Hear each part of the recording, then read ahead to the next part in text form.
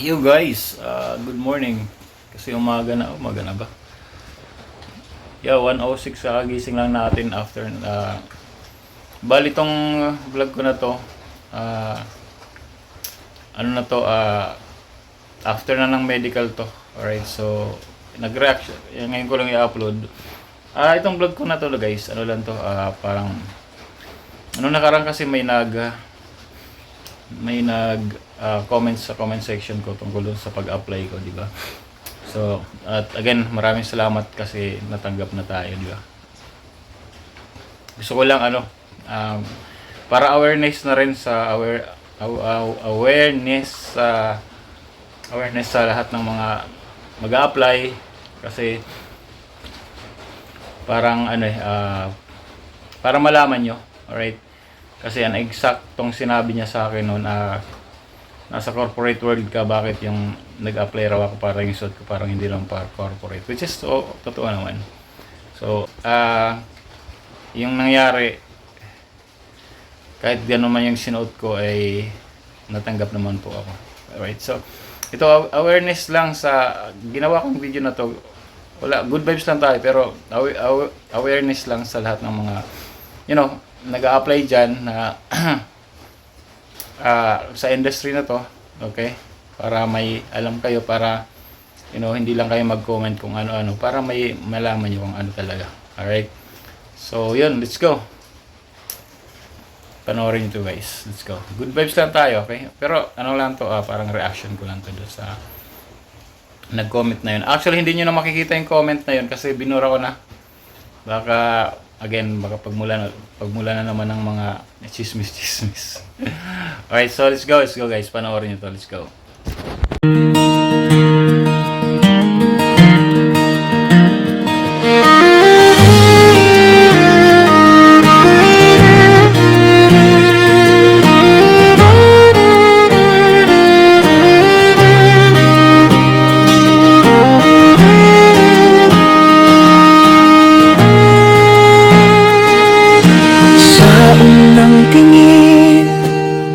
Parang bituin, liwanag mo'y di kayang tapatan ng dilim. Ngiti mong kay tamis, ako'y natutunaw. Sa bawat sulyap mo, puso ko'y nauuhaw.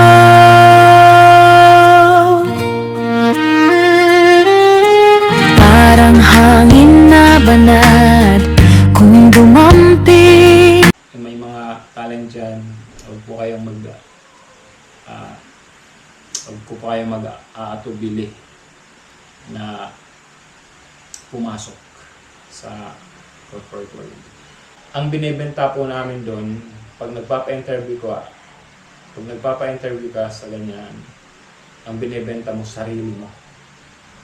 Bibigyan ko yung example, okay? Or bibigyan ko kayo ng idea na may katotohanan. Sa comment sa vlog ko, i-delete ko na lang kasi ayoko ng mga bad comment, tinidelete ko talaga yun sa comment section ko. Kasi ayoko nang pag-umpisahan ng mga kahit ano-ano. Na one time lang natin guys, basically unang apply kaagad pasok, di ba? So basically, hindi tayo nanibago sa process.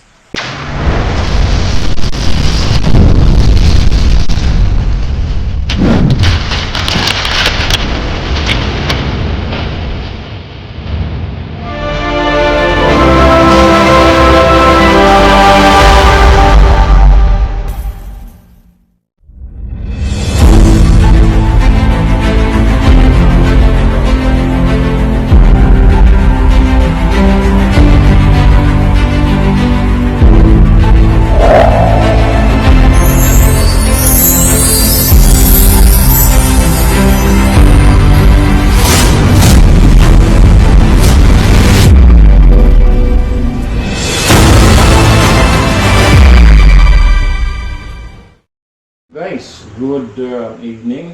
So yun, kinabukasan na to after ng apply, di ba? So yun, for requirements lang tayo, tapos medical. So hindi pa ako asikaso ng medical, siguro bukas tayo pupunta. Kasi may asikasuhin pa rin ako sa SSS. So yun, thank you sa mga nag-comment. May mga nag-comment lang sa comment section siyempre. Sabi, by the way, again, bago tayo pumunta ron, gusto ko lang, actually yung vlog to, gusto ko lang mag-comment sa may nag-comment na yan. Okay. So, anyway, bago ang lahat nga pala, gusto ko magpasalamat siyempre kay dito guys. Upo tayo. Kasi,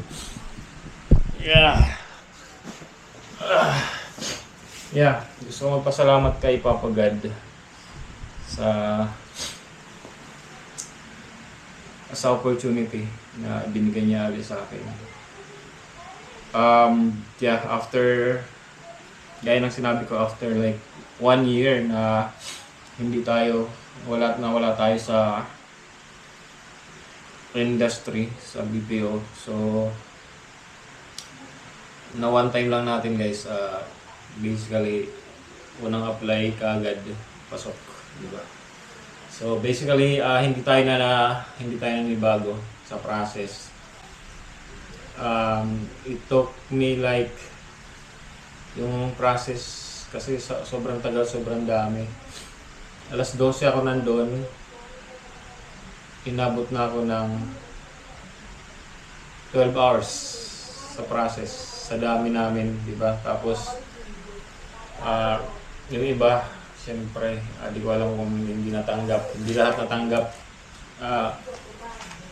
Feel sorry sa mga nag-apply na ang tagal nila rin nag-antay, tapos pagdating sa screening, sa final interview, bagsak talaga. So yun, I feel sorry for them. So yun nga, fortunately nakuha tayo, right? So di ba, maraming salamat kay Papa Ganabin sa katalinuhan na kanyang ibinigay sa akin. Katalinuhan, no? Speaking of katalinuhan, right? So guys, may nag-comment sa vlog ko. I-delete ko na lang kasi ayoko ng mga bad comment, tinidelete ko talaga yan sa comment section ko. Kasi ayoko nang pag-umpisahan ng mga kahit ano-anong issues na naman, di ba? Pag bad, get rid of it. Okay. So, may sabi na, bakit daw hindi ako magpa-interview hindi ako naka-formal attire, right, na pumunta. In the first place, okay, tanggap na nga ako eh. Okay lang naman, wala nang problema kung mag-corporate attire ka. Wala kang na-necktie ka pa dyan, naka-tuxedo ka pa dyan, di ba? No worries. No problem with that. If gusto mo, kung gusto nyo lang. Sa akin, presentable is okay. No problem at all. Di ba? Walang problema sa pagiging presentable. Pero yung gusto ko naman, hindi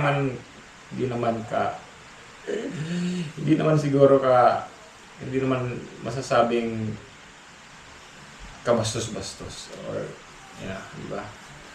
Ang sinasabi ko lang dito na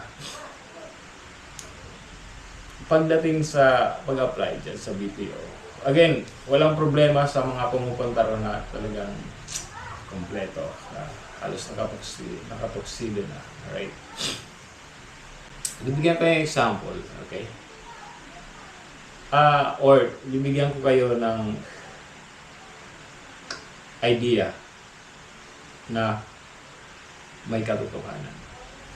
Sa industry na yan, guys, sa industry namin, ang interaction namin sa member or sa mga customer is through phone, right? Telepono, boses, guys. So, hindi requirement na pumunta ka sa isang interview na talagang puro ano ka, puro talagang todo-todo ang todong-todo ay yung ano, yung suot mo, di ba? Kasi po, ganito yan. Pagdating sa interview, yes, punta ka naman na kahit paano decent naman tingnan. Yung hindi lang marog yung tingnan sa katawan, di ba? Hindi ka lang basta, hindi ka lang maghubad doon, hindi ka lang maghubad doon sa interview. So, ayos na yun, guys. Basta kahit paano presentable naman. Hindi naman yung sobrang formal. Gaya ng sinasabi yung nasa comment section. Di ba? Kasi po, ang binibenta po namin doon, pag nagpapa-interview ka sa ganyan, ang binibenta mo, sarili mo. Sarili mo, hindi yung pagiging presentable ng suot mo. Kasi on the production floor, guys, hindi po kami nakikita ng mga customer. Boses lang. Ang binibenta po namin doon, pag nagpapa-interview ka, binibenta mo yung talino mo. Ang talino mo, ang utak. Kaya guys, utak ang pinagagana, guys. Maganda nga suot mo. Again, I'm not against doon sa mga nagpapa-interview na magandang kasuotan. Walang problema ron. It's your choice. Pero wala namang sinabi na dapat ganito. Formal attire will do. Pero as long as hindi ka makikita messy, diba? Ganon. Again, during the interview, ang binibenta mo rin yung talino mo, how you deal with the members, customers, at how you speak English. Alright? Ang ganda-ganda nga ng kasuotan mo. I don't wanna say this. Ayaw kong sabihin to. Pero, this is the fact, actually. Okay? Kasi, ito talaga ginagawa namin sa floor to. Okay? Ang BPO ay napaka-prangkang industry. Pag sinabing bobo ka. Diba? Ito, sasabihin ko, ayaw kong salita nito, pero sasabihin ko, ang gandang-ganda nga ng kasuotan mo, or sobrang ganda, bobo ka naman. Diba? Pagdating sa interview, aanga ka. Oh, ang ganda ng suot mo, bobo ka naman. Diba? Diba? Parang wala. Wala, hindi ka papasa. Ganun. Ang ganda ng suot mo, hindi ka makasagot sa tanong ng nag-interview sa'yo. Di ba? Ang ganda-ganda ng suot mo, hindi ka man lang makapag-construct ng simple sentence. Di ba? Ito ang fact. Ito ang kadalasan sa atin. Nangyari na sa akin to dati. Actually, newbie pa lang ako na natatakot ka. Alam ko kayo, ang daming mga aplikante ka, natatakot kayo sabihin mag-apply sa video kasi natatakot kayo because you're not confident enough to speak English. Ganun lang yun. Diba? Ganun lang po yun. Again, I'm not against sa mga napaka-formal ang suot. Wala akong problema lang sa inyo. Pero itong ginagawa kong video na to, yung sa comment lang, diba? Para malaman mo, sir, kung sino, ayoko lang yan dinilit ko na. Sir, ma'am, kung sino ka man, kung ikaw ang totoong account na yan, talino po ang aming ibinebenta sa mga na-interviewer namin. Hindi po yung suot namin. Again, basta pumunta ka lang, na malinis ka tingnan. Okay?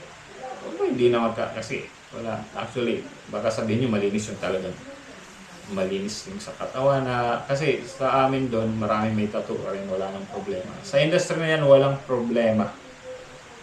Yan ang pagkakaiba po sa industry ng yung normal job dito sa Pilipinas kaysa sa amin sa BPO. Kasi doon walang pakialaman. Pero, may time po, just to give you a heads up, sir, ma'am, may time po na corporate attire din kami. Paminsan-minsan. Lalo na pag may mga client, di ba? Client visit. Pero most of the time po, minsan nga yung mga client, hindi nga nila inaalaw. Just be yourself, right? Just be yourself. As long as, you're performing, you're hitting the metrics, right? For that particular account. Yeah. Okay yan. Walang problema yun. Okay? Walang problema yun. So, kasi may mga sa totoo lang, bibigyan tayo ng example. Okay? Again, I'm not against, hindi po ako against sa mga napakagandang manood po during interview. May mga kasabayan po ako, sobrang ganda ng suot. Ang ganda, corporate. First interview pa lang, initial interview pa lang, bagsak na. Uwi. Okay? Ang reason, communication skills. Right? Communication skills. Again, hindi talaga college graduate, degree holder, right? Pero wala. Tinalo lang siya ng mga high school graduate siya na marunong naman mag-communicate ng English. Okay? Diba? Yun. Kasi aminin nyo na dito sa Pinas, ang daming college graduate, degree holders, graduates na graduate na is still having hard time speaking English. Yeah, may ganun talaga. Struggling when it comes to English dialect, right? So yan talaga yung yung gagawin struggle. Huwag na tayo maging ipokrito, alright? Yan ang mga isa sa struggle, at yan ang isa sa mga iniiwasan mga iba dyan nag-a-apply sa BPO, right? Na gusto nila non-voice, right? Hindi ako against sa non-voice, kasi may mga kaibigan naman ako, magagaling mag-English, magagaling sa lahat. Gusto lang nila ng non-voice kasi nagsawa na sila sa kakasalita. Actually, ako, kung may non-voice lang, non-voice ako. Alright? So, yun lang. Again, lang to ha? Again, reaction ko lang to sa doon sa nag-comment. And aside from the fact that I'll be entering the corporate world, right? So again, yan ang sagot, okay? Yan ang sagot sa comment mo. Okay? Again, kahit napakaganda ng kasuotan mo, napakaglinis ng kasuotan mo, nagtuksido ka ba dyan, kung wala namang laman ng utak mo, out ka sa BPO. Mark that. Okay? Right? Kasi iba guys yung iniisip yung trabaho sa normal na trabaho lang dito sa Pinas. Subukan nyo, right, na pumasok sa amin. Subukan nyo pumasok sa mundo ng mga immortal. Again, hindi ako nagmamayabang, nagsasabi lang ng katotohanan. Kasi na-train ako sa ganun, sa mundo na yan. Na-train ako na dapat maging frank ka. Frank, talk straightforward, walang what we call this one, walang yung mabulaklak na salita. Hindi ka sabihin dyan na kahit mali ang ginagawa mo, Dito sa atin kasi ganito eh, pag magkakamali ka, okay lang yan, okay lang yan, okay lang yan. At first, sabihin ka, okay lang yan. Second, okay lang yan. Third, okay lang yan. Diba? Kasi 3 beses mo na ginawa eh. Ganon talaga. At we call it constructive criticism. Pag sinabihan kang bobo, take it as positive. Pag sinabihan kang gano'n. Pag may gano'n positive, then you need to learn. Right? Kailangan mo excel sa kung anong ginagawa mo. Right? Gano'n talaga. Mangyayari yon. Minsan, naging newbie rin ako. Nasabihan rin ako nung dati na ang hina-hina mo naman. Dati parang ang sakit nun eh, kasi bago ka pa lang eh. Bago pa lang ako sa industry. Tapos, sinabihan ko, hinang-hina mo naman. Siyempre ako, grabe naman to. Kasi nasanay ako sa mga local na mga trabaho dito na pag sa, I'm sorry for the word. Pag sa labas yan, pag sinabihan ka parang mananap ka na kaagad. Pero, during training, ituturo rin sa inyo paano i-adapt yung ganyang criticism. Don't take it negatively. Instead, take it positively. Yan ang sinasabi kong constructive criticism. Right? I-criticize ka for you to do good. For you to get better. Ganun lang yun. Yes. Alright? So, again, nagsasalita lang ako ng katotohanan. Alright? So, yan. Okay? Yun ang sagot, sir. Alright? So, wala po yan sa kasuotan. Wala naman akong tuxedo, wala akong pambagay. Ba't mo akong pabibilihin?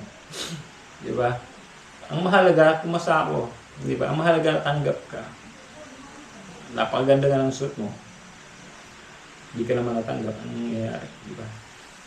Again, wala akong problema ron sa mga... Kasi, ayun lang talaga pag napunta ka sa mga interview, lalo dito sa Pinas, di ba? Ang ganda ng kasuotan. Walang problema. At saka, kung hindi naman acceptable yung suot ko, hindi naman ako papapasukin sa pag-interview na, uwi ka. You need to, wear business attire. Wala naman ganun. The fact na yung company mismo, right? Pagpasok ko ron, I was accepted. Right? Di, walang problema. Kung sinabi na bawal, bawal. Diba? Pero, the fact nga, again, in-interview ako, at pumasa ako, so, walang problema kung ano man sinuot ko. Alright? Yun lang po. Diba? Yan! Again, reaction ko lang to. Nagbablog, actually wala akong mablog ngayon. Nagbablog ako ng magbablog guys, kasi nga, pag pumasok na ako siguro, minimal na yung vlog ko. Minimal na yung vlog ko. Pero hindi naman, pero I'll make sure naman na everyday makapag-vlog pa rin tayo. Diba, yun naman ang ating mithin as a vlogger. Again, di ako titigil mag-vlog. Continue pa rin ako sa pag-vlog. Okay? Alright, so again, maraming salamat again sa Papa God at saka sa aking angel dyan. May angel ako dyan na maliit. Napaikot-ikot. Yan. Salamat sa iyo.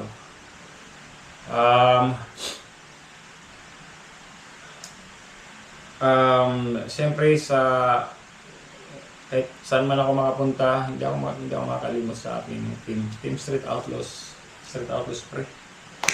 Siyempre sa Kilakin kay Step. Shout out sa iyo. Correct ka to ba? Shout out sa inyo. Team Kubunoto Production, Team Kubunoto Production, tayo ng Team Kubunoto Production, minsan nakakalimutan natin si Bidogs. Diba? Bidogs siya kasi siya talagang nagpa-pangalan ng Team Kubunoto Production na yan.